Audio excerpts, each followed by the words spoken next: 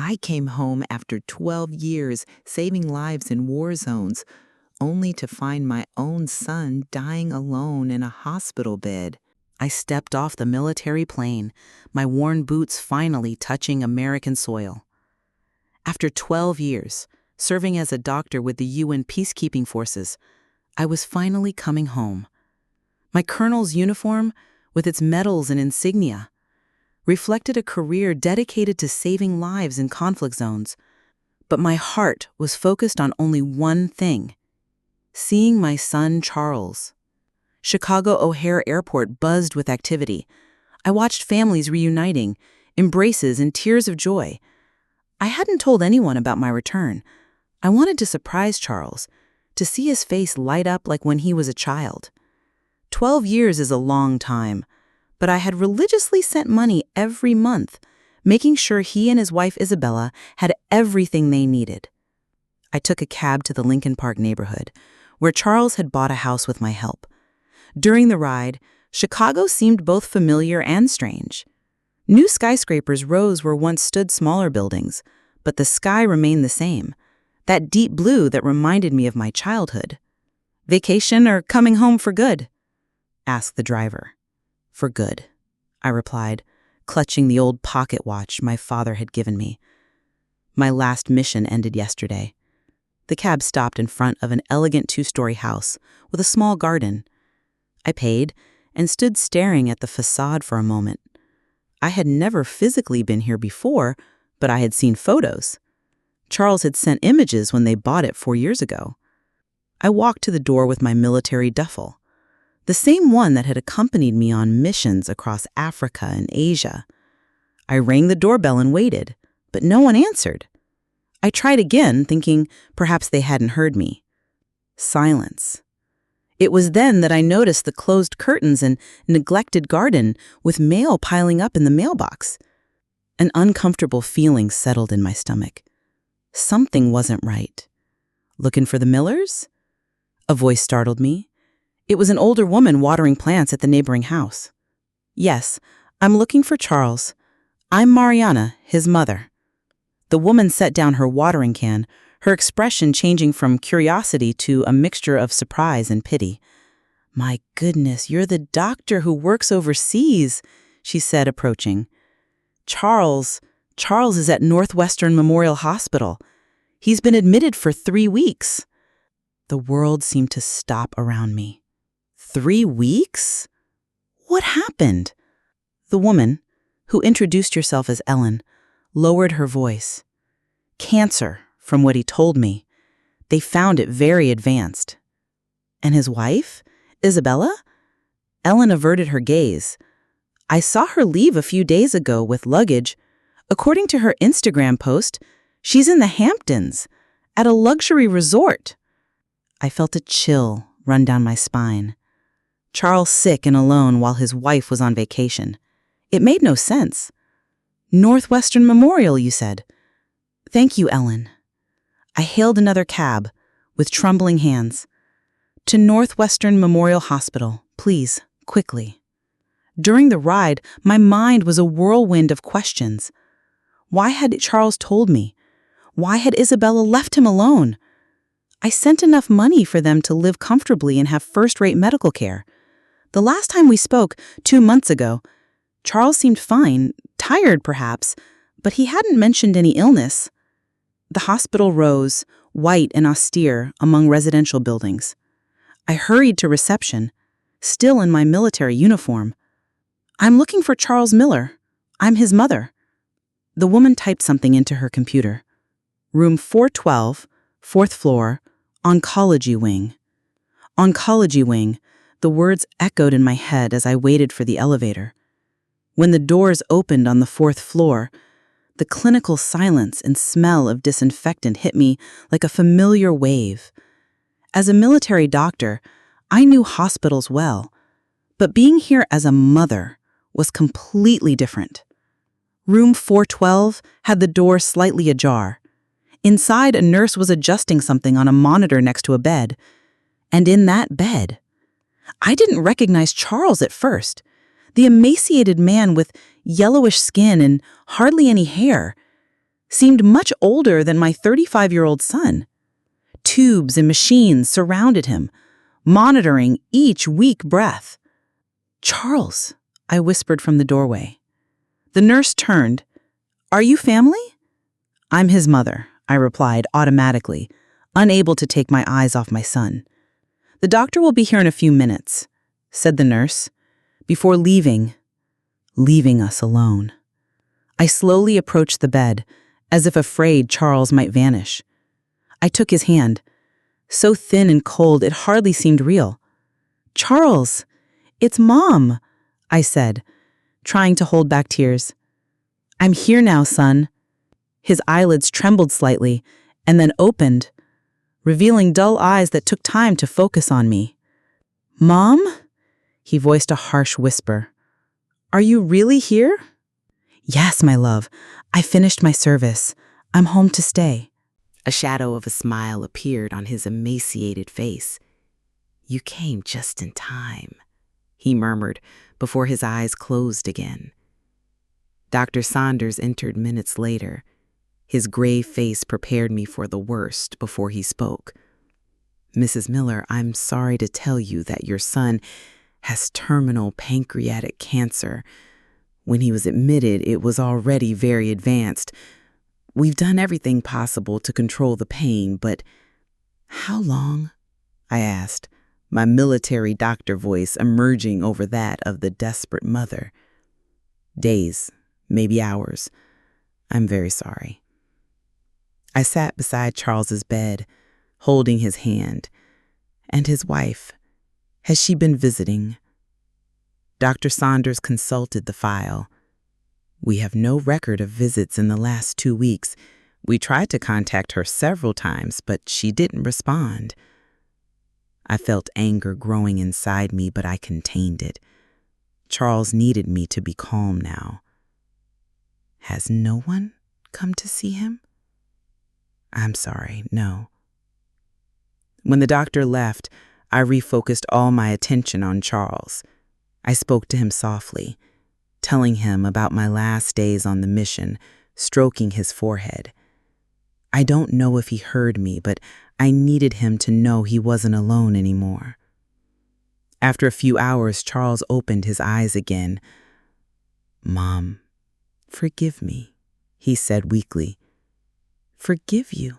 For what, my love?" "For not telling you. I didn't want to worry you while you were in a conflict zone.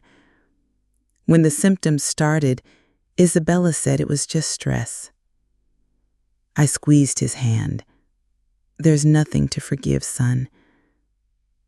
"Isabella," he began, but a coughing fit interrupted him. I gave him water with a straw. "Don't worry about her now," I said, trying to keep my voice calm. "No, you need to know." His breathing became more labored. "The money you sent, she never used it for what she said. When I started getting sick, I discovered she had emptied our accounts. I didn't have money for treatment when the symptoms worsened." A cold fury took hold of me, but I kept it at bay. This wasn't the time. "I love you, Mom," said Charles with sudden clarity.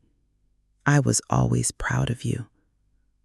"And I of you, my brave boy," I replied, tears finally overflowing from my eyes. "Rest now. I'm here." Charles smiled slightly and closed his eyes. His breathing became slower, more shallow. At 2:17 in the morning, as I held his hand, the heart monitor emitted a continuous beep. My son was gone. All the military training, all the war zones, nothing had prepared me for this moment. A muffled scream died in my throat when nurses rushed in. They gently moved me aside as they tried to resuscitate him, but I knew it was futile. I had lost him. I went out into the hallway as they declared his death. I felt empty, as if someone had torn out my heart and left only a hole where it should be. But alongside that emptiness, something else burned, a cold, metallic determination. Isabella would have to answer for what she had done. When I returned to the room, Charles had already been covered with a sheet. They left me alone with him for a few minutes. I kissed his forehead one last time. "I promise I'll get justice, son, and I'll make your life have meaning beyond this pain." The following days passed in a blur of paperwork, formalities, and funeral arrangements. I wore my full uniform for the funeral, which was brief and sparsely attended. Isabella didn't show up. After the ceremony, I returned to Charles's house with the keys I had found among his belongings. The house that should have been a warm home was cold and partially empty, as if someone had packed in a hurry. In the study, I found boxes of disorganized documents. I began to review them methodically, as I would with mission reports. What I discovered left me cold. Bank statements showing huge transfers to Isabella's personal accounts, bills from jewelry stores, first-class tickets, exclusive resorts, all with recent dates, some even after Charles's hospitalization. In a drawer, I found my son's journal. The last entries were heartbreaking. Today, I asked Isabella to use the money Mom sent to consult a specialist. She said she had already spent it on investments. I can't believe I was so blind. The pain is unbearable. Isabella went to Nantucket with her friends. She said she needed space. She didn't even take me to the hospital when I vomited blood. Each page was a new dagger in my heart. But they were also evidence. I took photographs of every document, every statement, every journal entry, and saved them on my tablet. That night, I tried to contact Isabella. After several attempts, she finally answered a video call. She appeared on the screen with a cocktail in hand, the sea in the background, and the sound of music and laughter. "Mariana, what a surprise," she said, clearly uncomfortable. I'm sorry about Charles. It was so sudden and—" "It wasn't sudden," I interrupted, my voice as cold as ice. "He was sick for months, while you spent our money on luxuries." Her expression changed, hardening. "I don't know what you're talking about." "I have all the statements, Isabella. All the receipts. Charles's journal. Everything." There was a silence.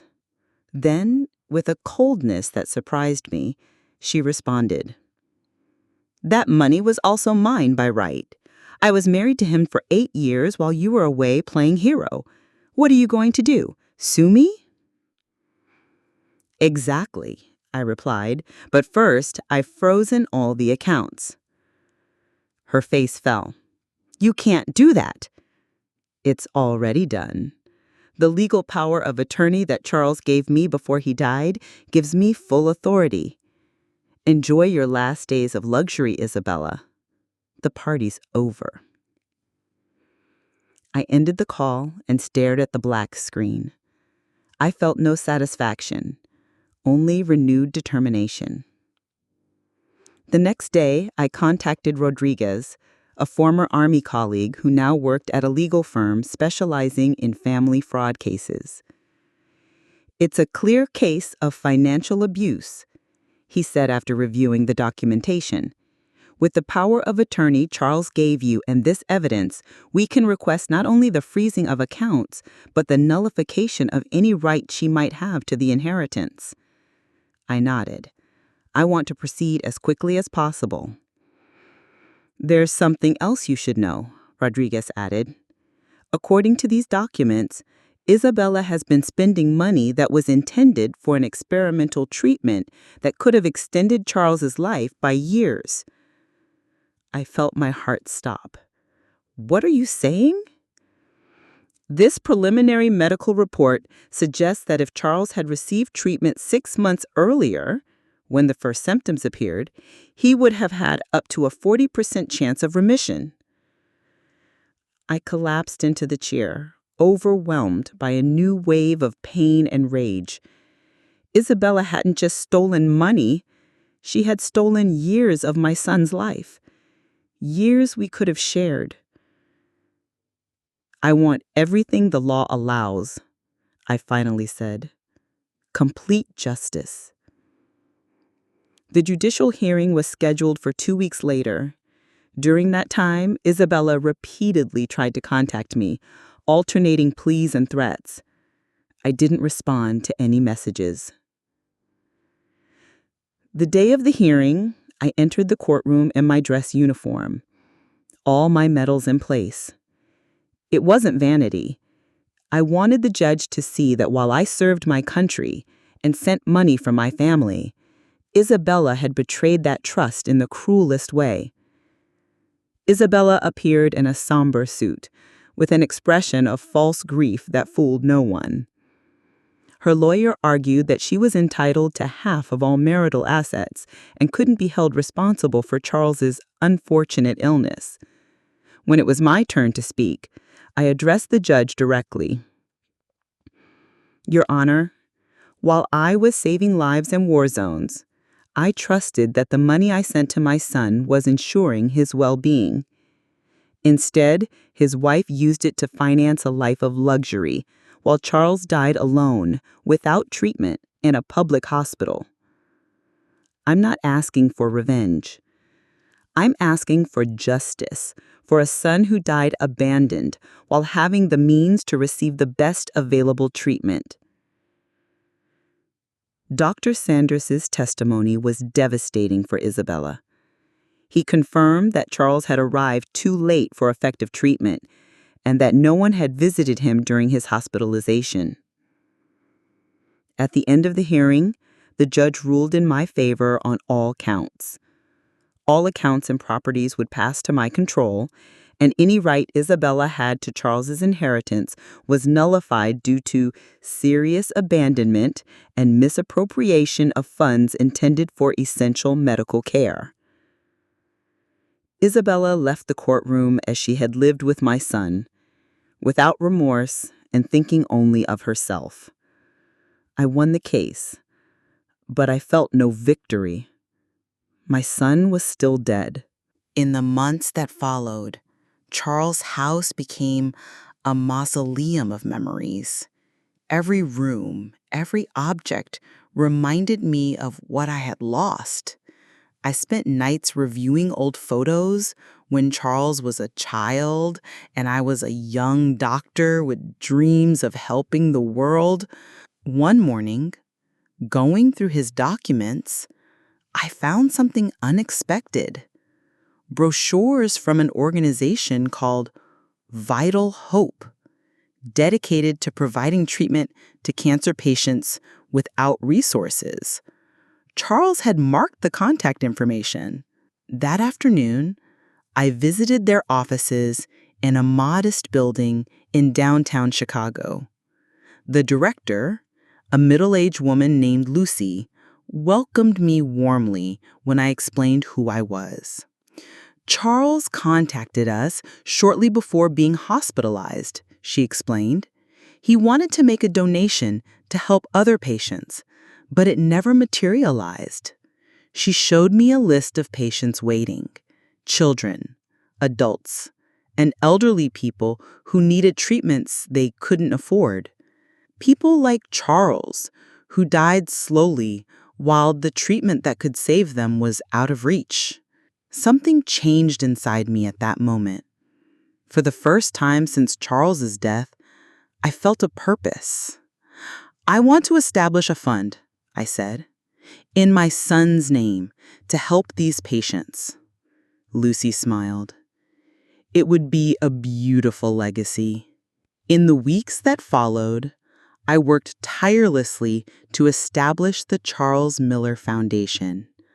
I used the money recovered from Isabella's accounts, sold my apartment that I had maintained for years, and solicited donations from my former military colleagues.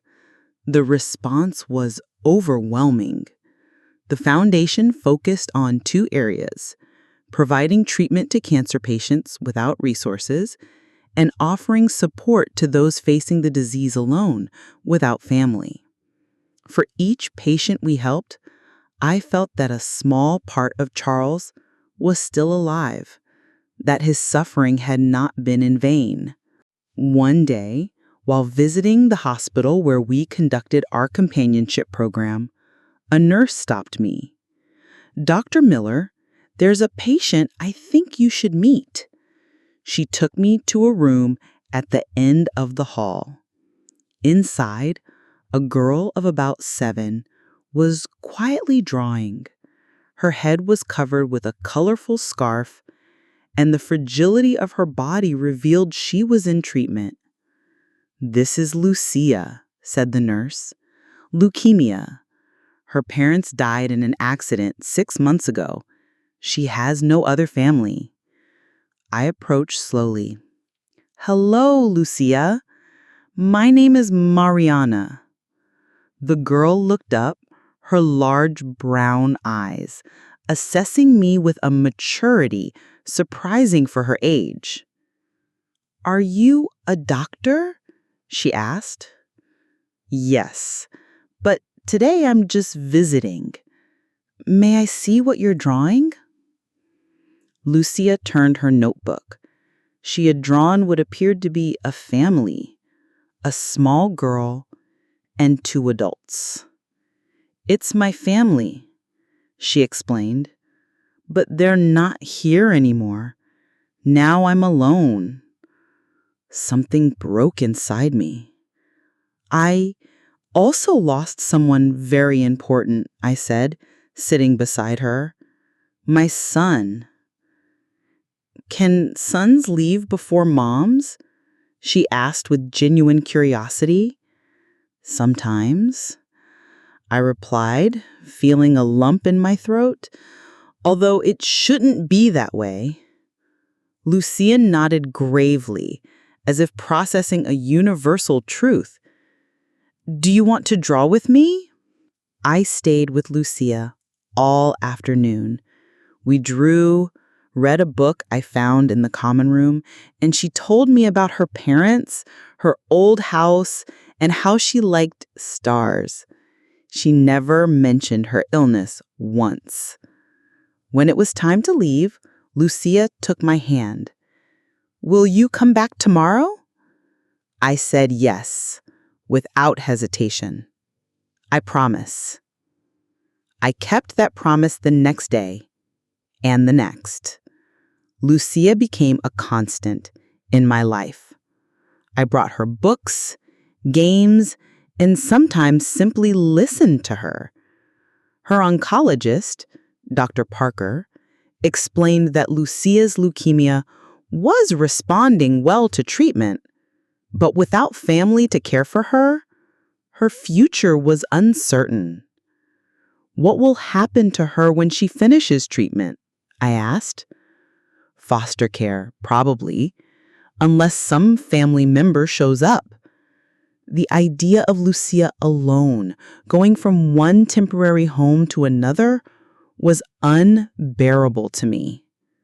That night, I made a decision that would change our lives forever. The adoption process was long and complex. As a single 56-year-old woman with a military career behind me, I faced skepticism from the adoption authorities. But my determination was unshakable.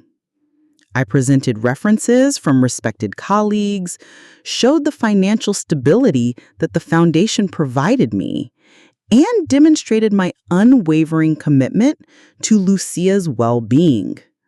6 months later, while Lucia was in remission, the family court judge finally approved the adoption. When I gave her the news, her reaction was simply to hug me and ask, "Can I call you Mom now?" The tears I had held back for so long finally flowed freely.